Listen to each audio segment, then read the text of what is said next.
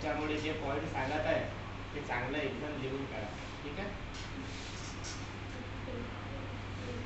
NABH सर्वांना long form माहिती आहे. NABH काय आहे लॉंग फॉर्म सांगा. National accreditation board of hospital hospital and health care provide. NABH आपल्याला मिळालेला आहे. हो. कोणता आहे आपल्याकडे. सेकंडमध्ये फायनल वन. ठीक आहे. आपलं फ्री एंट्री नाही आहे. आपलं फायनल NABH आहे. फायनल झालं ना आपलं. फायनल NABH झालेलं आहे. ठीक आहे. सेकंड टाइम जेव्हा मी आलो तर त्यावेळेस फायनल NABH. ठीक आहे. NABHचे फायदे काय काय असतात. काय काय असतात. कोणाकोणाला असतात NABHचे फायदे. 3 लोकांना सांगितलं होतं. हॉस्पिटलला, पेशंटला आणि कर्मचाऱ्याला. 3 लोकांना लक्षात ठेवायचे. लिहून ठेवा. हॉस्पिटलचे बेनिफिट्स कोणाकोणाला आहे.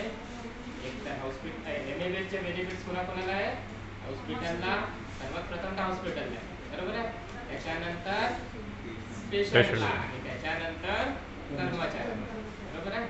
तुम्हाला त्याच्यानंतर NABHच्या नंतर काहीच तुम्हाला वाटलं असेल वेगळं. वाटलं की नाही वाटलं. वाटलं म्हणजे आले होते इन्शुरन्स नाही का.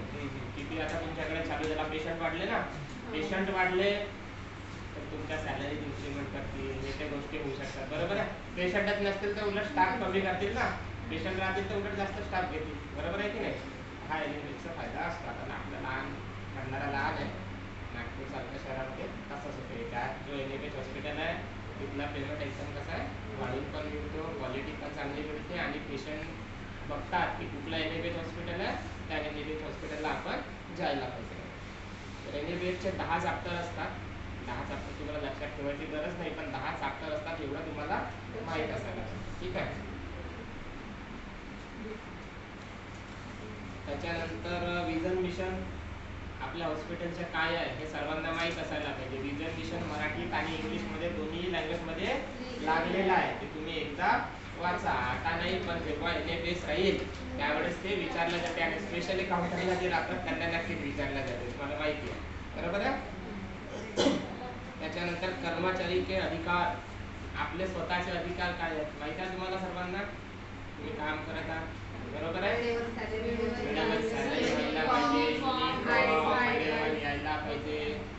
ग्रीव्हन्स कमिटी असते. तुम्हाला जर कोणी काही बोलले तर कंप्लेंट करू शकता बरोबर आहे.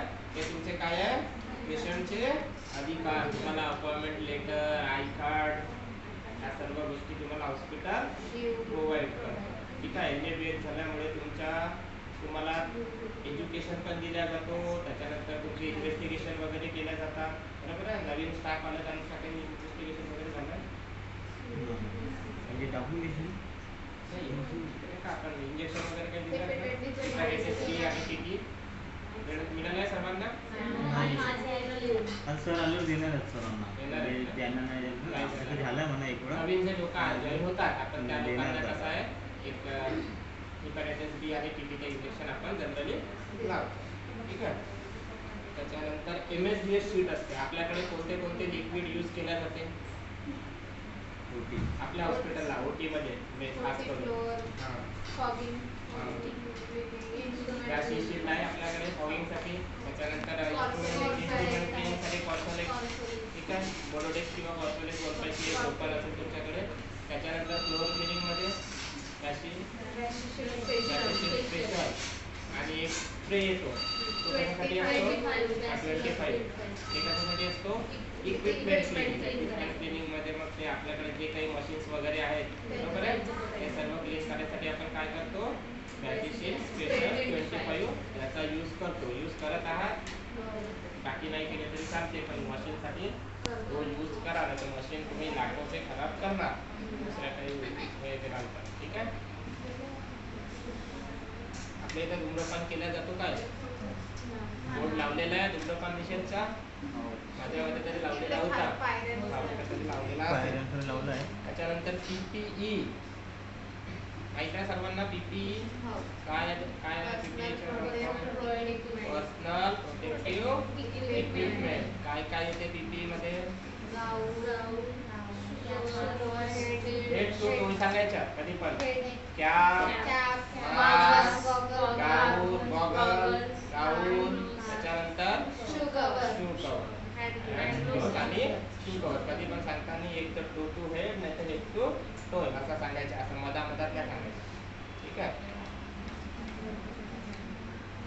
त्याच्यानंतर हँडवॉशचे स्टेप्स माहिती आहे सर्वांना? किती स्टेप्स आहेत प्रत्येकाने करून दाखवायच्या आहे. सर्वात प्रथम कोण करून दाखवेल 7 स्टेप्स? करून दाखवा चला लवकर. बाकी सर्वांनी बघा किती स्टेप्स आहेत ते आणि सर्वांना करायचं आहे. लवकर लवकर असेल माहीत तर मग मी सांगतो.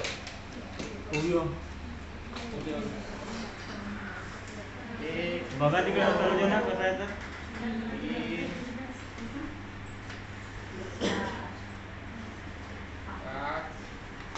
3 5 6. हे बघा तुम्हाला स्टेप इकडे तिकडे झाले तरी चालतो, परंतु 7 स्टेप करता आलं पाहिजे. सर्वात प्रथम सर्वांनी हात समोर करा. Palm to palm. हे काय झाले? नंबर 1. पाम टू पाम जर म्हणता आलं नाही तर नंबर 1. त्याच्यानंतर बरोबर आहे, दोन्ही साईडने एका साईडने नाही. ठीक आहे. त्याच्यानंतर इंटरफेस. इंटरफेस म्हणजे अगोदर आपण हे आता करतो ना, त्याच्यामध्ये हा जो एरिया आहे त्याच्यामध्ये हा फोल्डेड एरिया आणि हा बाजूचा एरिया हा आपण क्लीन करतो. 3 झालं. त्याच्यानंतर इंटरलॉकिंग, हा जो आहे आपण लॉक करतो आणि हे करतो. ठीक आहे. 4 झाले. त्याच्यानंतर टिप ऑफ द फिंगर 5. ठीक आहे. त्याच्यानंतर थंब रोटेशन. इथे किती स्टेप्स आहे?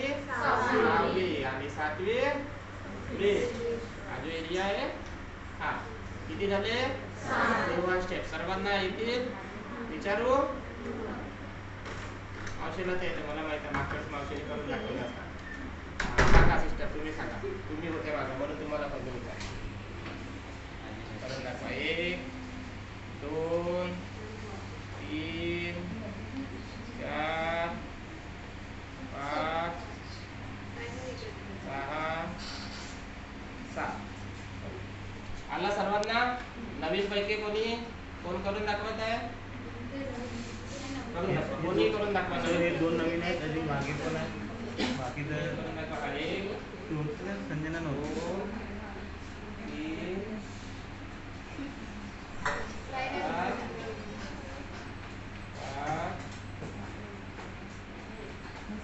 5 6 कसं सर? इंटरफेस नाही घेतले देवाला. ठीक आहे. लक्ष होता पण ते नाही घेतलं. बघा इकडे मागं एक जण कोणी उभे व्हा आणि सांगा लवकर. कोणी पण एक जण, आता नाव नाही घेत आम्ही कुणाला. अरे लवकर. शूटिंग घ्यायची सर्व. पहिले माहिती पाहिजे ना चष्मी. सर्वांना अरे उभे व्हा कोणतरी एक जण पटकन. ऑप्टिकल वाले तो त्याने माहिती पाहिजे. 7 स्टेप हँड वॉशिंग ते सर्वांना यायला पाहिजे हॉस्पिटलमध्ये. आणि आपल्या घरी 7 स्टेप्स आणि बायोमेडिकल वेस्ट सर्वांना यायलाच पाहिजे. सर्वांना ट्रेन करून सगळं. त्याला लवकर सांगा ना कोणीतरी एक जण मागच्या मधून नवीन मधून. ते पुराणे आहे त्यांना माहिती आहे. उभे व्हा लवकर पटकन. करून दाखवायला काही ह्या नाही. 1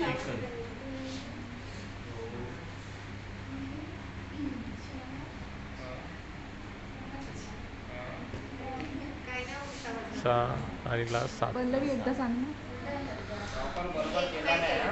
स्टेप्स बरोबर केले नाही प्रॉपर. ठीक आहे. त्याच्यानंतर बायोमेडिकल वेस्ट. BMW ऐकले का सर्वांनी? काय आहे BMW? Biomedical waste. म्हटलं कार घे सांगतात का म्हटलं. आहे ना आपल्याकडे कार आहे की नाही BMW? BMW म्हटलं की लोकांना कारच आठवते, बाकी बायोमेडिकल वेस्ट नाही आठवत. ठीक आहे. तर BMW बायोमेडिकल वेस्ट. आपल्या हॉस्पिटलला किती प्रकारचे आपण डस्टबिन ठेवतोय? 4 वाले कोण हात वर करा आणि 5 वाले हात वर करा. सांगा 4 वाले कोण आहे? किती? 5. सर्वांना आता क्लिअर आहे? 5. 4 वाले आहे आता पण कोणी? पंचक्रोड 5 जो असतो व्हाईट कलरचा त्याला पकडून आपण 5 बायोमेडिकल वेस्ट डस्टबिन आपण काउंट केला जातो. आपल्याकडे पोस्टर लावलेले आहे आणि नसेल लावले आणि ज्यांनी पाहिलं नसेल ते बघून घ्या. ठीक आहे. सर्वात प्रथम ब्लॅक कलर मध्ये कोणता कचरा टाकतो आपण? जनरल वेस्ट मध्ये काय काय टाकतो? कोणी जेवण वगैरे केलेलं अन्नामध्ये येईल, कशामध्ये जाईल? ब्लॅक मध्ये. त्याच्यानंतर रेड मध्ये plastic material, ivy bottle, syringes हे सर्व कशामध्ये जातील? रेड मध्ये. त्याच्यानंतर येलो मध्ये जो काही मानवी शरीरातून निघलेला जो काही असेल ते सर्व कशामध्ये जाईल? येलो मध्ये. तुमच्याकडे ड्रेसिंग वगैरे होते आईची, निघते ना, मग ते कुठे टाकता तुम्ही? फक्त येलो मध्येच टाकता का की रेड कुठेही जिथं भेटला तिथे टाकून द्यायचा? पक्का एखाद्या वेळेस येतो चेक करतोय डस्टबिन, त्याच्यामध्ये जर दिसला तर हॉस्पिटलला पण फाईन तर तुम्हाला पण फाईन.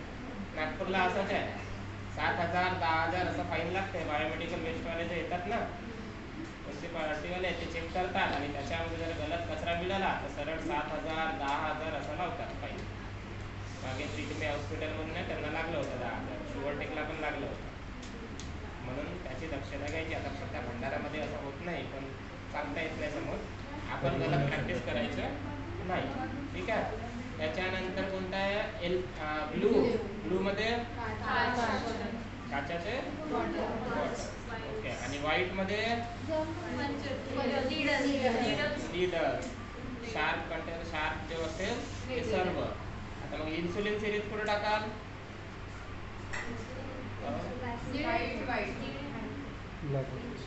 सिरिंज आहे ना, कशामध्ये टाकायची सिरिंज? कशामध्ये? का बरं व्हाईट मध्ये टाकायचं? ब्लू मध्ये का बरं नाही? नाही, इन्फेक्टेड नाहीच आहे. सिरिंज नाही लावलं कोणाला इन्सुलिन, पण ते आता मला डिस्कार्ड करायची आहे. ओपन केलं होतं मी 2 दिवसापासून पडली होती. प्लास्टिक मध्ये जाईल ना, ह्याच्यामध्ये रेड. ते व्हाईट मध्ये जाईल कारण की निडल आहे ना. जे कोणते सिरिंज असो ज्याला निडल कनेक्ट राहील, जे निघत नाही, कारण इन्सुलिन सिरिंजचं निघते काय? निघत नाही. जे कनेक्ट आहे ते व्हाईट मध्ये जाईल आणि जे सेपरेट होते ते सिरिंज कुठे जाईल? रेड मध्ये. आणि निडल जे आहे ते व्हाईट मध्ये. आलं लक्षात सर्वांच्या?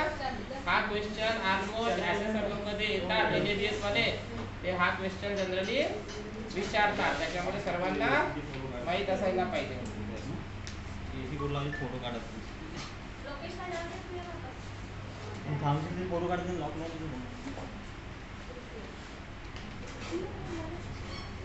आपल्याकडे मर्क्युरीच्या काही वस्तू आपण यूज करतो का? नाही. त्याच्यानंतर स्पिरिट यूज होते? नाही. पक्का? डेली क्लिनिंग कितीदा होतो आपल्या हॉस्पिटलला? 2दा. जनरली 3दा व्हायला पाहिजे, पण आपल्या हॉस्पिटल रात्रीला काय असतो? बंद असतो. त्याच्यामुळे मॉर्निंग आणि इव्हिनिंगला आपल्याकडे 2दा क्लिनिंग होतो. किती बकेट सिस्टमने मावशी आपण हे करतो क्लिनिंग? तुम्हाला मागे सांगितलं होतं.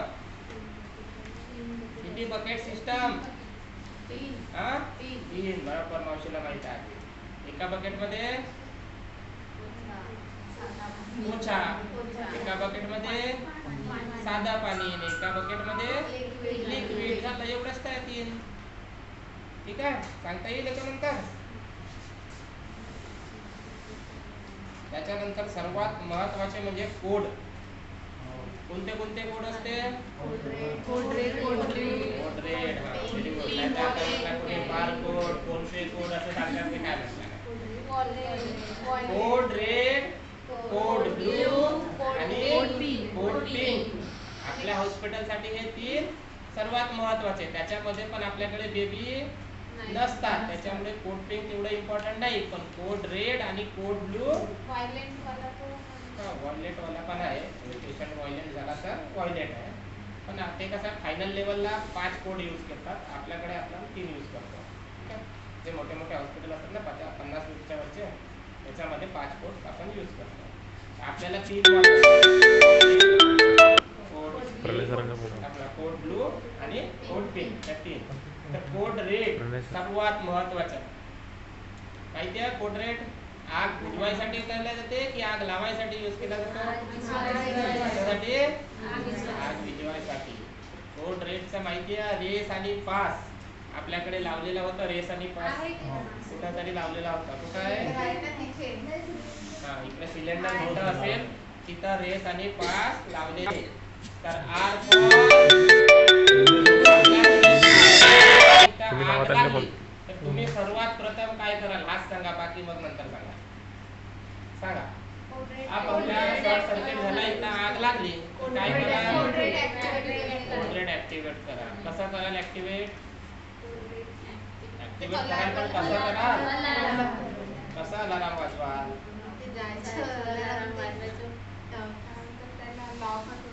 लॉक तोडाल, अलार्म वाजवाल. बरोबर आहे. ते फायर ब्रिगेड ऑफिसला जाईल, मग फायर ब्रिगेडची गाडी डायरेक्ट आपल्याकडे येईल. मग त्या आग किती लागली आपल्याला काहीच माहित नाही. बरोबर आहे. सर्वात प्रथम आपल्याला अलार्म मध्ये काय करायचं आहे की कोड रेड ऍक्टिव्हेट करायचा आहे. आपल्याकडे इमर्जन्सी नंबर आहे, सांगितलं होतं नाही? 601. किती होतं? 601. तर आपल्याला सर्वात प्रथम 601 ला कॉल करायचा आहे आणि काउंटरला सांगायचं आहे, रिसेप्शन काउंटरला, की आग लागली आणि कुठं लागली ते पण सांगायचं आहे. Code red activate in first floor reception area. Reception area first floor आहे, तर आपल्याला असं सांगायचं आहे. मग समोरचा व्यक्ती पाहिजे, मग आपल्याकडे टीम राहील कोड रेडची. ते टीम येईल सिलेंडर घेऊन. आग किती आहे, कमी आहे, जास्त आहे, आपल्या कंट्रोलमध्ये येईल की नाही. आपल्याकडे होतील बॉक्स लावलेला आहे. बरोबर आहे. मागे लावलेला होता नवीन एक काहीतरी तुटलेला होता, तर मग नंतर लावलेला होता. कुठला तरी एका दिवसात लावलं होतं मग ते गेलेलं. तर ते होजरीला पण जर होत नसेल, आग खूप जास्त लागली, तर आपण काय करतो मग ते अलार्म वगैरे वाजवू आणि होजरीवाला म्हणजे तो पट्टा मोठावाला. हा. मागं इकडे काहीतरी झालं होतं. लिकेज होता ना. हा, तोच लिकेज होता, तो चेंज केला होता. तर रेस सर्वात प्रथम आर फॉर रेस्क्यू. रेस्क्यू कसा कराल, काय काय कराल रेस्क्यू मध्ये? अरे आता काहीतरी खाली आग लागली होती म्हणतात आपल्याकडे. मला सांगा, आग जर भडकली असती, थोडी मोठी झाली असती, तर तुम्ही रेस्क्यू मध्ये काय केलं असतं? आग लागली, मी चाललो घरी, है ना? Very good. की आपल्या आजूबाजूला असलेल्या महत्वाच्या वस्तू दूर करणे, ज्वलनशील वस्तू असतील, काही सॅनिटायझर असेल किंवा आगला जे वाढले नाही पाहिजे म्हणून ज्वलनशील वस्तू जे असतील ते सर्वात प्रथम दूर करणे. बरोबर आहे. त्याच्यानंतर आपल्याकडचे पेशंट असतील त्यांना दूर करणे, की पेशंटला ठेवून द्या, मी वाचलो पाहिजे, पेशंट वाचला नाही वाचला काय का नाही. पेशंट कोणाच्या भरोशावर आहे? आपल्या. तर त्यांना वाचवण्याची जिम्मेदारी कोणाची आहे? आपली आहे. म्हणून आपल्याला सर्वात प्रथम आपले पेशंट, महत्वाच्या काही वस्तू आणि ज्वलनशील जे पदार्थ असतील त्यांना दूर करणे हा रेस्क्यूचा पार्ट आहे. R for rescue, A for alarm. Race चालू आहे आपला, तो 5 मध्ये एम आहे. R for rescue, A for alarm. Alarm कसं वाजवायचं आताच सांगितलं. कसं करणार? काउंटरला फोन करणार, 601 ला फोन करणार आणि त्यांना सांगाल की आग कुठं लागली आहे, काय लागली आहे ते सांगायचं. सी फॉर असं काहीतरी सांगितलं होतं. क्लोज कंटेन म्हणजे जो काही एरिया असेल, खिडक्या दारा सर्व बंद करायचे. का बरं बंद करायचं? आग वाढली पाहिजे नाही, कारण आगीला जेवढं ऑक्सिजन मिळेल तेवढं ती काय होते, सर्व बंद राहील तर आग वाढणार नाही. ई फॉर एक्सटिंग्विशर आहे आपल्याकडे. सर्वांनी बघितलं आहे, नवीन लोकांनी बघितलं आहे का? ज्यांनी नसेल बघितलं त्यांनी बघा, तिथं एक एक्सटिंग्विशर आहे. घेऊन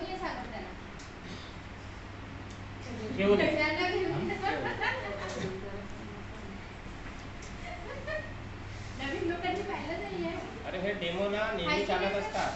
आता आमच्याकडे जीएमसी ला डेमो झाला याचा, आपला कोड रेड वर. दरवर्षी होते. एनएमसी चे लोक येतात. हे बघा, हे काय एक्सटिंग्विशर. हे संपलं आता. पास याला चालवायचा जो फॉर्म्युला आहे तो काय आहे? पास. पास व्हाल का तुम्ही? व्हाल की नाही? आग लागली की तुम्हाला आपला पास व्हायचा आहे म्हणजे हा चालवायचा आहे. समजले? पी फॉर फुल. फुल काय? पिन. ठीक आहे. तर आता हाई आहे आणि इथं पिन पण आहे वाटते. ठीक आहे. तर याला सर्वात प्रथम आपल्याला असा ओढायचे आहे. ओढल्यानंतर पिन बाहेर काढावं लागते. आता मी काढत नाही, फोडत नाही. सांगा त्या म्हणजे खाली झाला नाही उज्ज्वला त्या दिवशी घ्या. पण फक्त जस्ट हे याला ओढला जोरात की हे बाहेर तुटून बाहेर पडते आणि ही जे पिन आहे ना ती बाहेर निघते. Pull the pin. त्याच्यानंतर एम ऑफ द बेस म्हणजे जिथं आग लागली तिथं नाही. आग खाली लागली आहे तुम्ही वर मारून राहिला. बरोबर आहे. आग विझेल काय? नाही. जिथं आग लागली आहे जिथून आगीचा स्रोत आहे तिथं काय करायचं आपल्याला? एम करायचं आहे. तिथं बुजवायचं आहे. त्याच्यानंतर एस फॉर स्विच म्हणजे ते दाबले. हे जे आहे ना हे निघल्यानंतर आपल्याला दाबले म्हणजे त्याच्यामधून काय येईल? लिक्विड किंवा जे काही पावडर आहे एबीसी आणि बीसी असे दोन प्रकारचे आपल्याकडे आहे. त्याच्यामध्ये कार्बन याच्यामध्ये पावडर आहे आणि त्याच्यामध्ये काय गॅस आहे. जे काही मशीन्स आहेत आपल्याकडे मशीन्सला जर आग लागली तर आपण कोणता CO2 यूज करतो जो ज्याच्यामध्ये गॅस आहे. आणि बाकी जे जनरल वाला आहे त्याच्यावर आपण हा पावडर यूज करतो. कारण मशीनवर जर तुम्ही पावडर माराल तर मशीन पूर्ण काय होतील? खराब होतील. त्याच्यामुळे आपण CO2 आणि हा एबीसी असे दोन प्रकारचे सिलेंडर यूज करतो. हा सर्वात महत्वाचा पार्ट आहे एबीसी आणि CO2 वाला. ठीक आहे. आलं लक्षात? आग लागली तर रेस आणि विझवायची असेल तर पास. स्विच आणि एस फॉर स्वाईप. म्हणजे आपण झाडू मारल्यासारखं काय करतो आपण? बुजवतो असं करायचं. ठीक आहे. समजलं सर्वांना? सांगता येईल? सांगा. कोण सांगेल? सांगा. हो तुम्ही सांगा. खाली आग लागली तर तुम्हाला जास्त महत्वाचं आहे का? सांगा. काही लागलं तर मी सांगतो. सांगू एकदा. हे काय आहे? काय आहे? पावडर आहे. पण याला मशीनला काय म्हणतात? एक्सटिंग्विशर आहे. एक्सटिंग्विशर. ठीक आहे. आग विझवण्याचे यंत्र मशीन. ठीक आहे. आता याच्या सर्वात प्रथम race. R for rescue, A for alarm, C for close contain आणि E फॉर एक्सटिंग्विशर. याला चालवायचा एक फॉर्म्युला आहे तो म्हणजे pass. P for pull the pin. हे जे आहे याला वर करायचं आणि हे काढून घ्यायचं. ओळखतात मला काही लोक नाही ओळखत ते माझ्या सांगतात. ठीक आहे. त्याच्यानंतर एम ऑफ द बेस. त्याच्यानंतर स्विच आणि स्वाईप. सांगा आता. कारण तुम्ही खाली असता कधी पण आग लागू शकते कुठं पण. तर अशा वेळेस तुम्ही एकटे असले तर तुम्हाला कमीत कमी हे घेऊन जाऊन चालवता आलं पाहिजे. तुम्हालाच नाही कोणीही असो हॉस्पिटलला. तुम्ही मराठीत सांगा. मी मराठीत सांगून सर्वात प्रथम आग लागली तर तुम्ही काय करा? तुमच्या भाषेत सांगा. मग सर्वच भाषेत. पहिल्या वेळेस का कराल तुम्ही? दुसऱ्या वेळेस का कराल? तिसऱ्या वेळेस का कराल? सांगा. सिलेंडर काढला त्याच्यानंतर काढून घ्यायची. कुठं मारायचं? खाली की वर मारायचं? आग लागली इथून इथपर्यंत वरपर्यंत आग लागली. आता तुम्ही वरून माराल की खालून माराल? खालून असं करायचं. बरोबर. ते पावडर तर मारतीलच. कोणी होळी खेळतात की असं वर पाणी मारते. बरोबर आहे. तसं माराल की खाली माराल म्हटलं. समजलं? रेस समजलं सर्वांना? हो सर. सर्वात महत्वाच्या कोड आहे. सरांनी मला स्पेशली सांगितलं की कुठेतरी आग लागली होती कोणालाच काही माहित नव्हतं. त्याच्यामुळे कोड रेड त्यांच्याकडून चांगल्याने करून घ्या. सर्वांना आलं लक्षात? कोणाला नाही समजलं असेल तर आजच सांगा. नाहीतर मग उद्या सर म्हणतील की सर कसं सांगितलं तुम्ही. त्याच्यानंतर आहे कोड ब्लू. मेडिकल इमर्जन्सी आली तर आपण काय करतो? कोड ब्लू अनाउन्स करतो. कसा करा कोड ब्लू अनाउन्स? त्याचा कोणता नंबर होता आपला? 601 होता. एकच नंबर होता. बरोबर आहे. तर मेडिकल इमर्जन्सी कशी येणार आपल्याकडे? कोलॅप्स झालं तर. ठीक आहे, आता मी आलो तुमच्याकडे, मला चेक करायचं आहे. 1 घंटा माझी वेटिंग आहे, बरोबर आहे. मी 1 घंटा तुमच्या ओपीडी मध्ये बसलो. मला अचानकपणे कसा तरी वाटू लागला आणि मी सडनली तुमच्या समोर पडलो, इथंच पडलो. काय कराल तुम्ही सांगा. मी तुमच्याकडे चेकअपला आलो होतो, मला 1 तासानंतरची अपॉइंटमेंट मिळालेली आहे, बरोबर आहे. आता 10 वाजलेल्या 11 वाजता मला डॉक्टर चेक करणार आहे, तर मला 1 घंटा इथं बसायचं आहे. परंतु मी बसता बसता मला माझी तब्येत खराब झाली आणि मी अचानक इथं पडलो, तर तुम्ही काय कराल सांगा. काय करायचं. जर तो अडचणीच्या ठिकाणी असेल तर त्याला तिथं मधल्या ठिकाणी घेऊन बरोबर. त्याच्यानंतर कॉल फॉर हेल्प करायचं. अजून त्यांना बोलवल्याच्या नंतर त्यांची वेन्स बघायची, पेशंट असेसमेंट करायचं. पहिले सर्वात प्रथम की तो बेशुद्ध आहे की खरंच तो कोलॅप्स झालेला आहे ते चेक करायचं. त्याच्यासाठी कसं करणार. काका काकू ताई दादा जे काही असेल आवाज द्याल ना. आवाज दिला, पेशंट उठला, काका म्हटला, पेशंट उठून बसला, मग काय कराल. CPR द्याल तरी पण द्याल काय नाही. हा तेच म्हणत आहे. जर त्याने रिस्पॉन्स दिला तर CPR द्यायची गरज नाही, नाहीतर जबरदस्ती त्याचे छातीचे कर्करे तुम्ही तोडून टाका. ठीक आहे. पेशंट जर कोलॅप्स झाला तर त्यावेळेस तुम्ही तोडले तर फरक पडत नाही. वाचला तो महत्वाचा असते, पण तो ऑलरेडीच वाचला आहे तरी जबरदस्ती तोडले तर मग काय होईल, तुमच्यावर केस करेल. तर म्हणून कोड ब्लू मध्ये काय करायचं आहे. पेशंट जर कोलॅप्स झाला तर सर्वात प्रथम असेसमेंट करायचं आहे. काका रिस्पॉन्स दिला नाही, नो रिस्पॉन्स सांगायचं आहे. त्याच्यानंतर कॉल फॉर हेल्प करायचं आहे. कॉल फॉर हेल्प येईपर्यंत तुम्हाला अजून पुन्हा असेसमेंट करायचं आहे की त्याच्या रेस्पिरेशन आणि छातीचे मुवमेंट होत आहे की नाही, ॲब्डोमिनल मुवमेंट होत आहे की नाही. ते पण होत नसेल तर मग तुम्हाला कॅरोटाईड काय करायचं आहे. पल्स चेक करायचं आहे. कॅरोटाईड पल्स पण लागली नाही तर कोड ब्लू अनाउन्स करायचे आणि ऍक्टिव्हेट करायचे. ऍक्टिव्हेट केले. आता कोड ब्लू ऍक्टिव्हेट झालं काय, त्याच्यानंतर काय करायचं आहे. मग CPR द्यायचं आहे. ज्यानं फर्स्ट रिस्पॉन्डर आणि सेकंड रिस्पॉन्डर सांगितलं होतं आपण. सर्वात प्रथम मी पेशंट पाहिला, मी त्याचं असेसमेंट केलं, त्याला CPR देणार. ठीक आहे. तुम्ही कॉल फॉर हेल्प नाही, मी कॉल फॉर हेल्प बोलणार, तुम्ही माझा आवाज ऐकून माझ्याजवळ येणार. मग मी काय म्हणणार की कोड ब्लू ऍक्टिव्हेट करा. तुम्ही जाऊन कोड ब्लू ऍक्टिव्हेट करणार. त्याच्यानंतर टीम येणार. टीम आल्यानंतर काय करेल, सर्वात प्रथम तुम्हाला विचारेल फर्स्ट रिस्पॉन्डर कोण आहे. तर फर्स्ट रिस्पॉन्डर कोण होता, मी होता. तर मग मी काय सांगणार की सर हा पेशंट माझ्यासमोर उकडीत बसलेला होता, अचानकपणे पडला, तर मग आम्ही त्याला CPR दिलं. CPR मध्ये काय काय किती द्यावं लागते. CPR किती 1 मिनिट कोण म्हटला. हो 1 मिनिटच द्यावं लागते, पण त्याचा रेशो आहे 1 मिनिटात द्यायचा. 30:2 म्हणजे एका मिनिटामध्ये 100 कॉम्प्रेशन. 30:2 चा रेशो. तर 1 मिनिटात आपल्याला वाटेल तेवढे काय करायचं आहे नाही का, तसं नाही द्यायचं आहे. त्याचा रेशो आहे 30:2 100 to 120 कॉम्प्रेशन. ते बघा समोरच लावलेलं आहे, त्याच्यात लिहिलं असेल. आहे का लिहिलं सिस्टम त्याच्यामध्ये. 1 मिनिट में 120 100 ते 120. त्याचा रेशो असते 30:2. पण 30:2 कोणामध्ये सांगा आता. जो पल्स नाही लागत आहे, कोणाचे नाही लागले. आता लहान मुलगा पण आहे त्याचेही पल्स नाही लागत आहे, मोठा आहे माणूस त्याचेही पल्स नाही लागत आहे.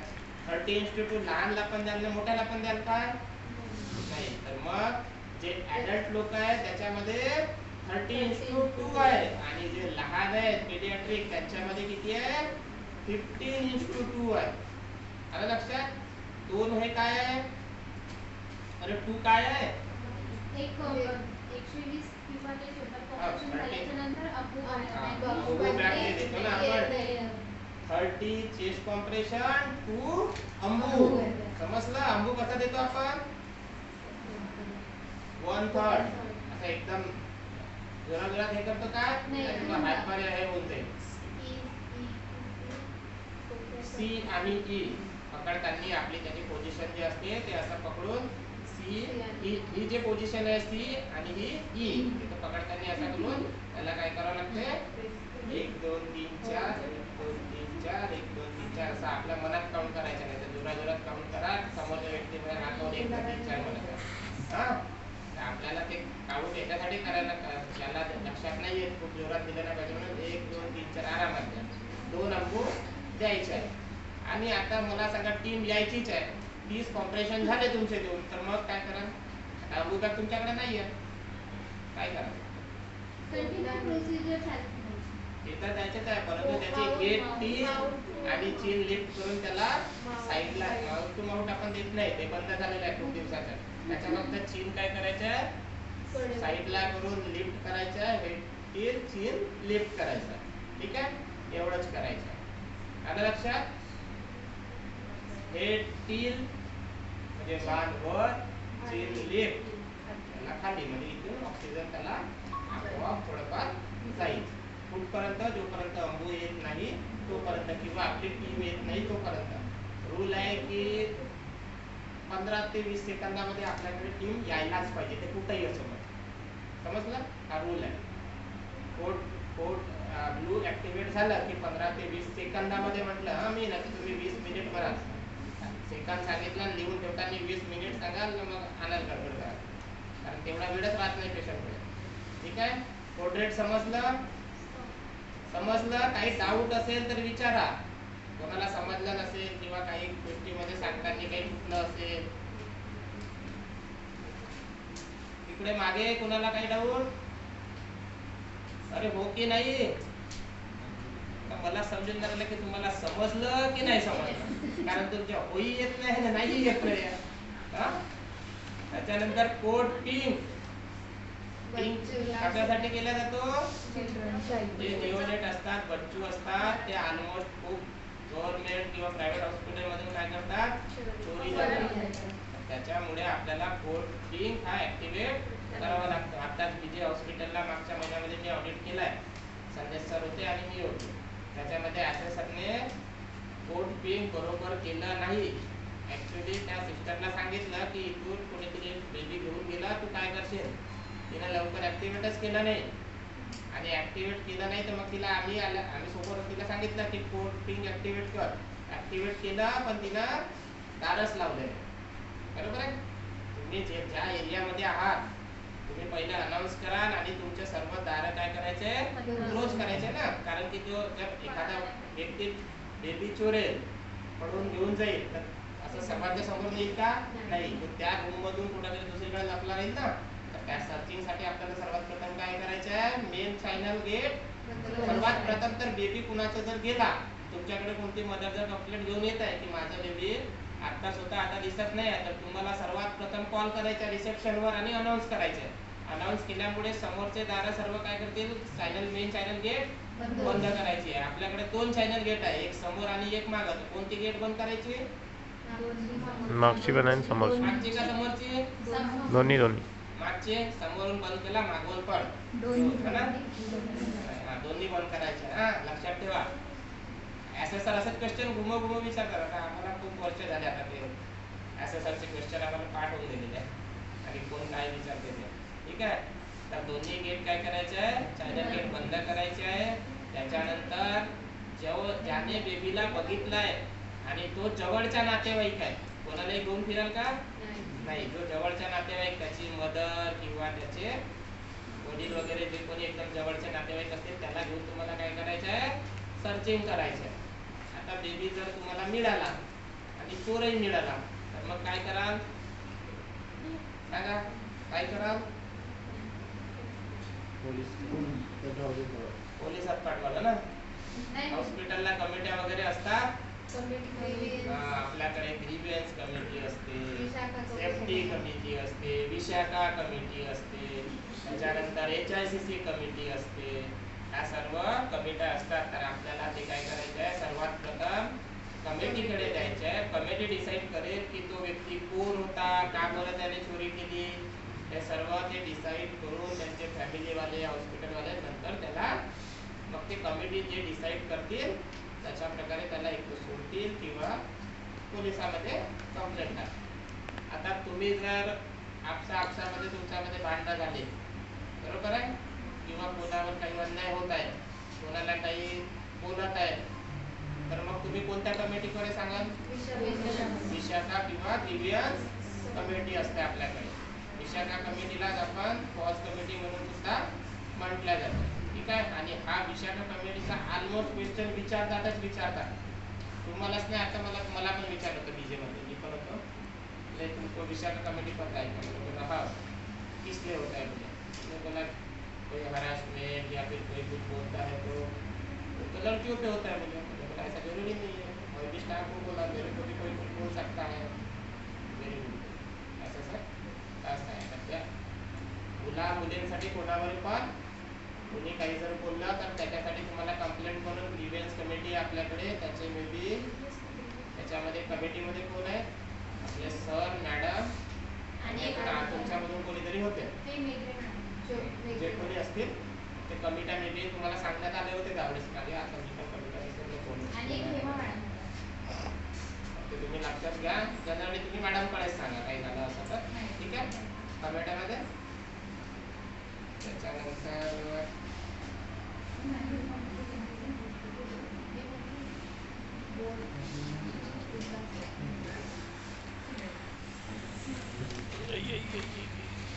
झालं तुमच्या रिलेटेड जे मराठीमध्ये होतं त्याच्यानुसार पूर्ण घेतलं. हा, मिडल इंजुरी आणि स्पिलेज दोन राहिले, बरोबर. आपण मर्क्युरी यूज करत नाही, त्याच्यामुळे ना आपल्याकडे मर्क्युरी स्पिल होत नाही. आपल्याकडे फक्त ब्लड स्पिल होतं, कारण आपल्याकडे जे पेशंट येतात, एखाद्याला काही लागलेला असतो. सर्वात महत्त्वाचा, आपल्याकडे जे आयचे पेशंट येतात, एखादा पेशंट इथून जात आहे तुमच्या म्हणजे रोडाने, त्याचा ॲक्सिडेंट झाला, त्याच्या डोळ्याला लागला, तर तुमच्याकडे डायरेक्ट आला, त्याला दिसत नाही आहे किंवा स्वेल आहे, तर तुम्ही काय कराल? त्याला MLC कराल की नाही कराल? MLC पाठवायला पाहिजे की नाही पाठवायला पाहिजे? MLC मेडिकल लीगल केस पाठवतो आपण, पाठवतो नक्की. आपल्याकडे किती MLC झाले आतापर्यंत?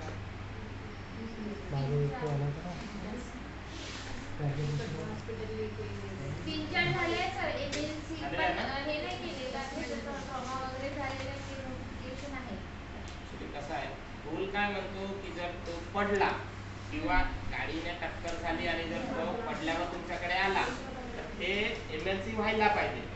आता आपण नाही करत ते वेगळी गोष्ट आहे, पण जर तुम्हाला असेसर वगैरे समोर पुन्हा तुमच्या NFHचा जेव्हा असेसमेंट होईल आणि त्यावेळेस जर कोणी आले तर पेशंट रिलेटेड क्वेश्चन जर विचारायचे झालं, सर्वात पहिला क्वेश्चन तर तोच विचारेल की एखादा पेशंट ॲडमिट व्हायला आला, त्याला तो पडला, तर तुम्ही त्याची MLC करणार किंवा नाही करणार, दोनच क्वेश्चन विचारेल, हो किंवा नाही. करायला पाहिजे, बिलकुल करायला पाहिजे, कारण तो कसा पडला, का पडला, आम्हाला काही माहिती नाही, ते पोलीसवाले पाहतील. ठीक आहे. पण MLC आपल्याकडे आला, त्याला लागलेला आहे, त्याच्यामुळे आपण MLC करू. नॉर्मल पेशंट आला तर त्याला आपल्याला MLC करायची गरज नाही. ओके, आपलं काय चालू होता, कोणता पॉईंट होता आपला? हा, ब्लड स्पिलेज माहिती आहे मावशी? मागच्या वेळेस कोणी सांगितलं होतं? विद्या मावशीने सांगितलं होतं का? हा, तर सांगा, आता पण सांगा तुम्ही. मला सांगा, इथं ब्लड पडलेला आहे, ठीक आहे, ब्लड पडलं तर काय करणार? हा, होते एकदम चांगला सांगितलं होतं का मी? नाही, खरंच एकाने सांगितलं होतं, एकाने करून दाखवलं होतं, चांगला केलं होतं, मला आठवते. सांगा मावशी, कसा करायचा? इथं एक पेशंट आला, त्याच्या डोळ्याला लागलाय, इथं पूर्ण ब्लड सांडलाय इथं, आणि तो इकडे जाऊन बसला, आता काय कराल सांगा? मी तुम्हाला कंडिशन दिलाय की इथं ब्लड पडलेला आहे आणि पेशंट इथं बसला, आता काय करा? मागे टाकलं होतं आपण, लिक्विड टाकलं होतं. हा, सांग.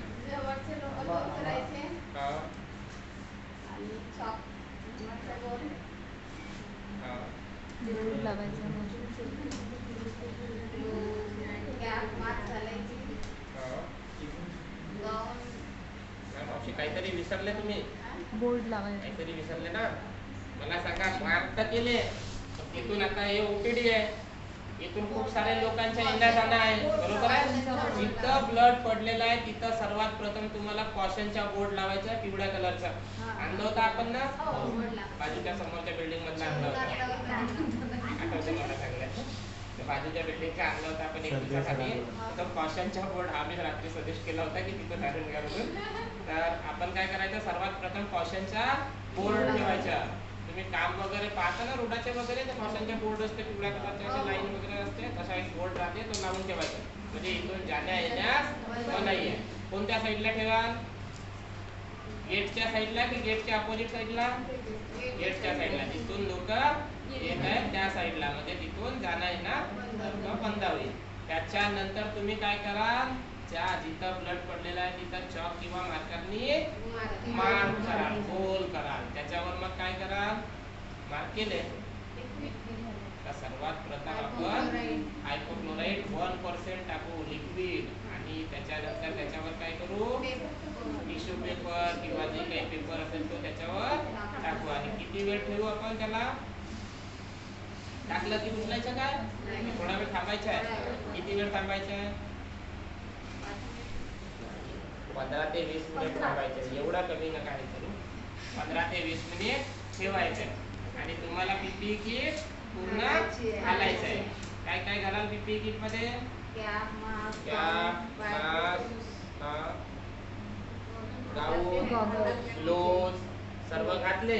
त्याच्यानंतर मग काय कराल, आता हे टाकून ठेवलेलं आहे आपण, हायड्रोक्लोराइड टाकलाय, टिश्यू पेपर टाकलाय, काय करायला लागतं, कशाच्या साहाय्याने, तर एक्सरे क्लिप किंवा चिमटा आणि सुपडी येतो, त्याच्या साहाय्याने घोडा बनवताना चिमटा पाहिला तुम्ही, बस तो चिमटा असतो आणि एक सुपडी असते.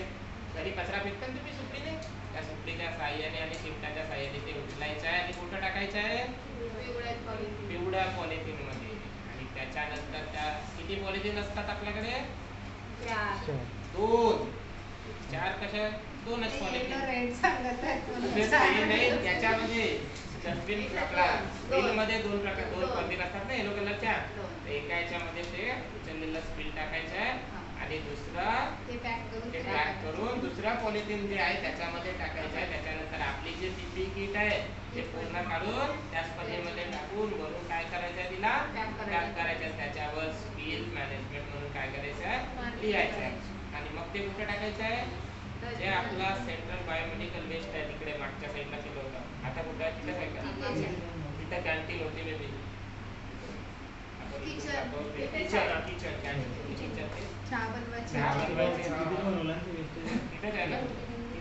आपल्या डस्टबिन राहील येलो कलरचा, त्याच्यामध्ये जाऊन काय करायचं आहे, टाकायचं. आलं लक्षात सर्वांना, स्किल मॅनेजमेंट झाला. त्याच्यानंतर निडल प्रिक इंजुरी. तुम्ही हॉस्पिटलला काम करत आहात, कोणाला तुम्ही शिटी झायलोकेन वगैरे देताय का, शिटी झायलोकेन करतात किंवा काही जे काही प्रोसिजर असते त्याच्यामध्ये तुमच्याकडे सिरिंजचा यूज होतो, आपला निडलचा यूज होतो. पेशंटला काहीतरी करताना तुमच्या हाताला निडल लागली तर काय करायचं, त्या दिवशी आमच्या इथल्या एका डॉक्टरला फ्रीज झाली, अननोन प्रेशर होता वेगळं, म्हणजे सिस्टरकडे जायचं,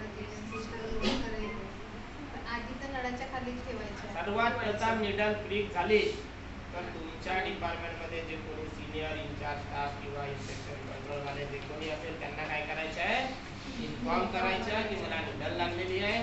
आणि ते जिथं लागला आहे त्याला थोडं करता का तुम्ही, बोट दाबून ठेवता पक्का, मग काय करता, त्या वॉटर नळाच्या पाण्याच्या खाली आपण त्याला काय करायचं, वॉश करायचं, जेवढा ब्लड निघते तेवढं निघू द्यायचं. त्याच्यानंतर मग काय करायचं आहे, इन्फेक्शन कंट्रोल नर्स जे राहील त्याला इन्फॉर्म करायचं आहे.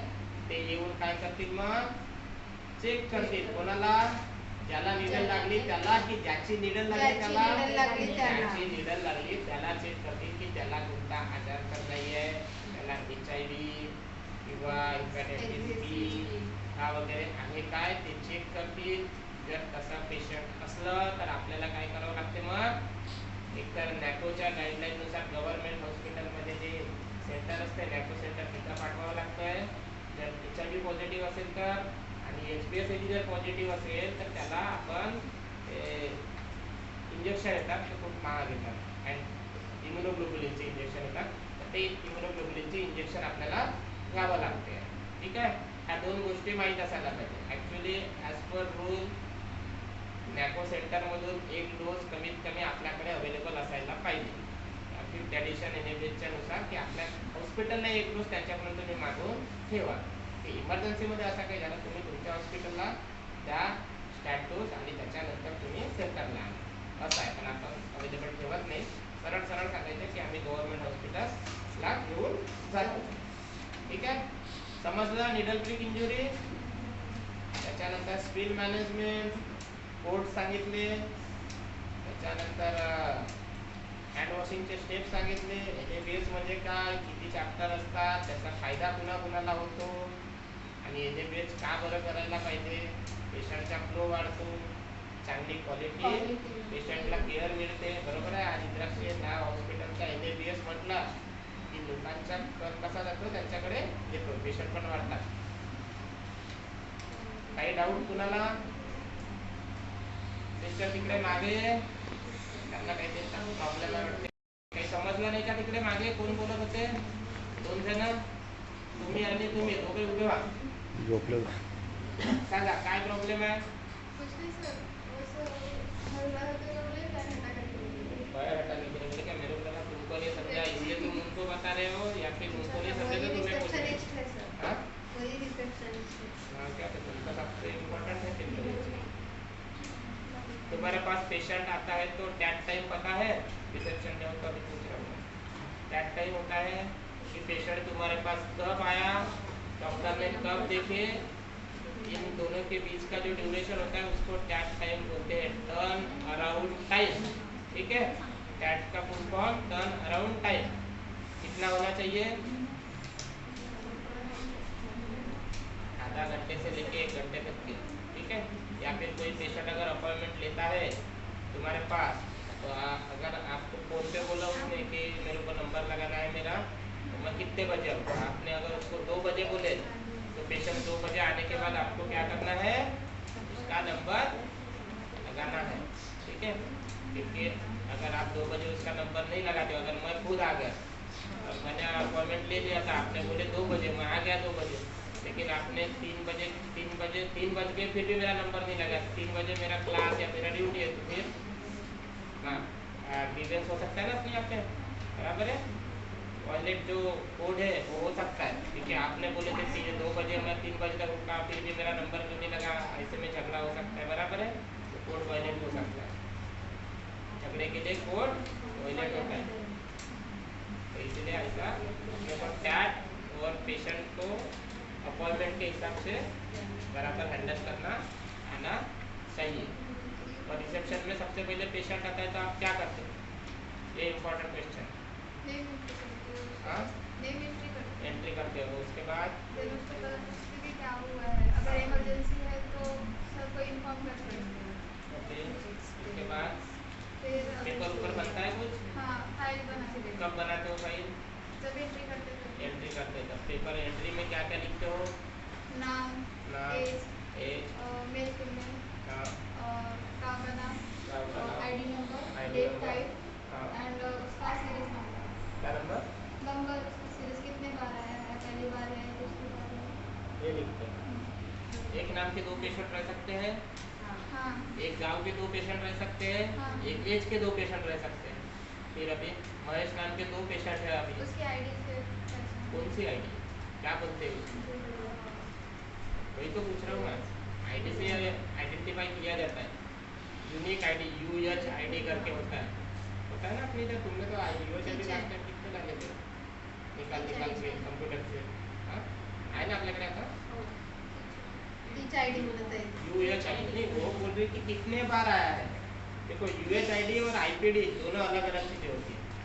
मैं पहली बार तुम्हारे हॉस्पिटल में आया तो मेरा UHID जनरेट हुआ. बराबर है.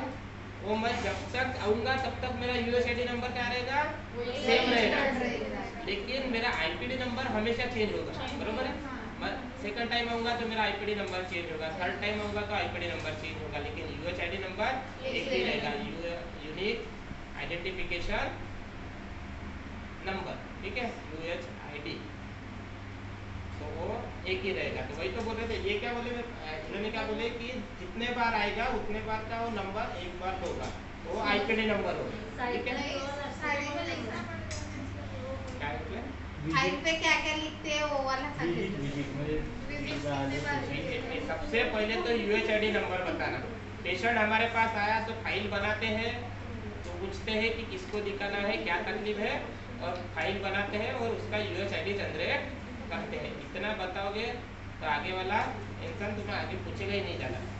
और ये नहीं बताओगे यूएचआईडी नंबर तो वो तुम्हें घुमा घुमा के वो एक ही क्वेश्चन पूछेगा, जब तक उसको यूएचआईडी वर्ड बोलते नहीं हो या फिर सुनने में नहीं आता तब तक नहीं। ठीक है, समजलं सर्वांना? काही डाऊट्स असतील तर सांगा, नंतर मग आता आपण इथे स्टॉप करू. अरे कोणाला काही डाऊट्स आहेत काय?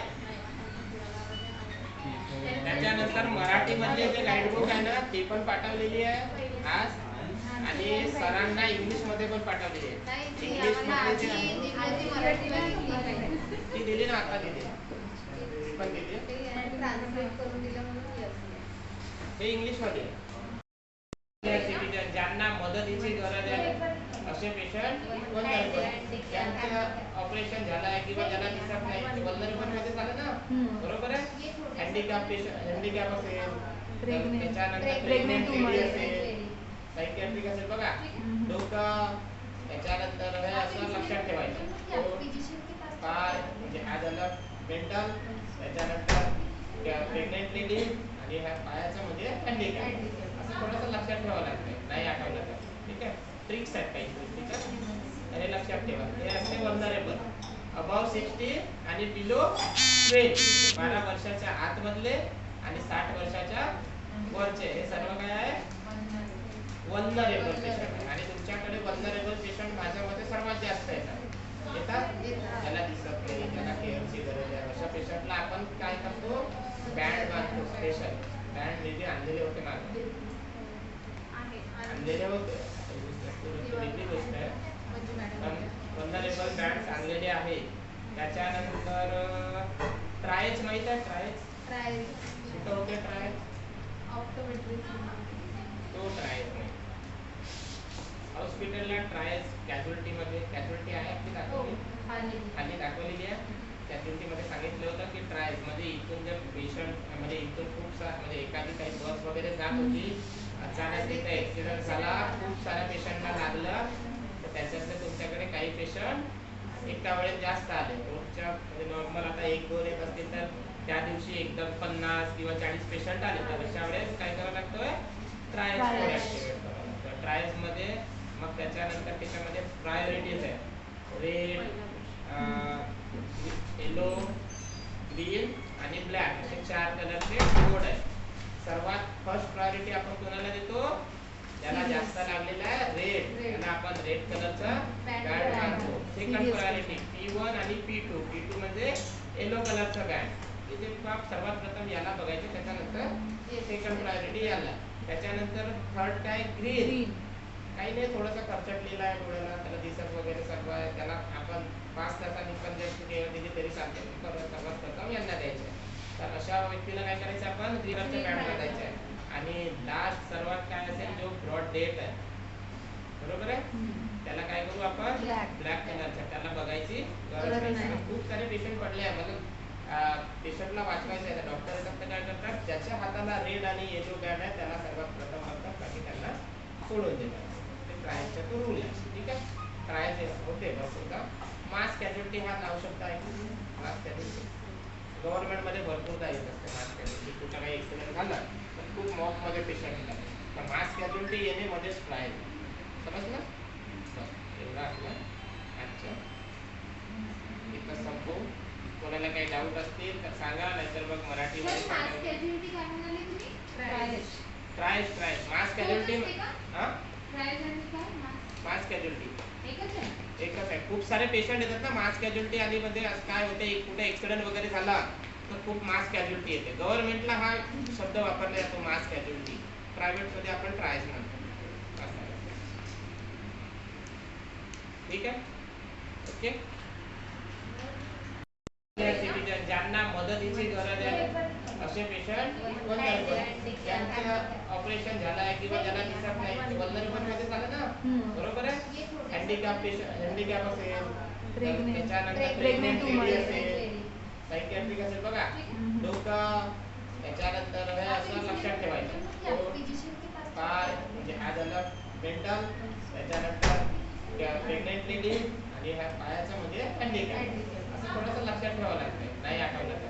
ठीक आहे, ट्रिक्स आहेत काही गोष्टीच्या, हे लक्षात ठेवा. हे असते वल्नरेबल, अबाव 60 आणि बिलो 12, 12 वर्षाच्या आतमधले आणि 60 वर्षाच्या वरचे, हे सर्व काय आहे वल्नरेबल पेशंट. आणि तुमच्याकडे वल्नरेबल पेशंट माझ्या मते सर्वात जास्त येतात, ज्याला दिसत नाही, ज्याला केअरची गरज आहे, अशा पेशंटला आपण काय करतो, बँड बांधतो. स्पेशल बँड वेगळे आणलेले होते मागे, आणलेले होते, वेगळी गोष्ट आहे, पण वल्नरेबल बँड आणलेले आहे.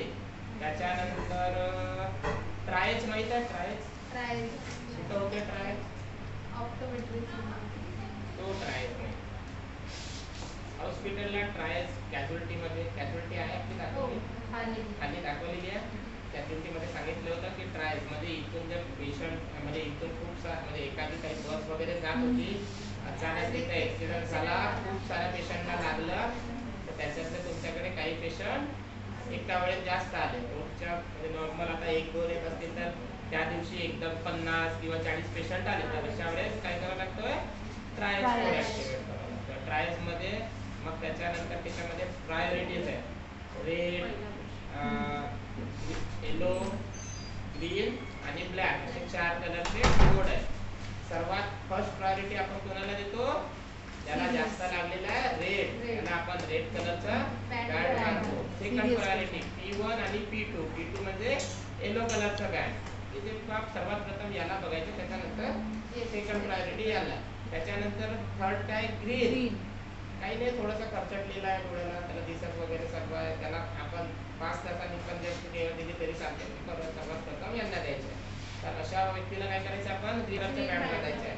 आणि लास्ट सर्वात काय असेल, जो ब्रॉड डेट आहे, बरोबर आहे, त्याला काय करू आपण, ब्लॅक कलरचा, त्याला बघायची गरज नाही. खूप सारे पेशंट पडले आहे, मतलब पेशंटला वाचवायचं आहे, डॉक्टर फक्त काय करतात, ज्याच्या हाताला रेड आणि येलो बँड आहे त्याला सर्वात प्रथम बघतात, बाकी त्यांना सोडून देतात. ट्रायलचा तो रूल आहे. ठीक आहे, ट्रायल होते बस होता. मास कॅज्युअल्टी हा नाव शब्द आहे, मास कॅज्युअल्टी गव्हर्नमेंटमध्ये भरपूरदा येत असते. मास कॅज्युअल्टी कुठं काही ॲक्सिडेंट झाला तर खूप मॉकमध्ये पेशंट येतात, तर मास कॅज्युअल्टी येणे मध्येच ट्रायल, समजलं. एवढा आपला आजच्या इथं संपू. कोणाला काही डाऊट असतील तर सांगा, नाहीतर मग मराठीमध्ये ट्रायल्स मास कॅज्युअल्टी, मास कॅज्युअल्टी एकच आहे. खूप सारे पेशंट येतात ना मास कॅज्युअल्टी, आणि मध्ये काय होते, कुठे ऍक्सिडेंट वगैरे झाला तर खूप मास कॅज्युअल्टी येते. गव्हर्नमेंटला हा शब्द वापरला जातो मास कॅज्युअल्टी, प्रायव्हेट मध्ये आपण ट्रायल्स म्हणतो. ठीक आहे, ओके.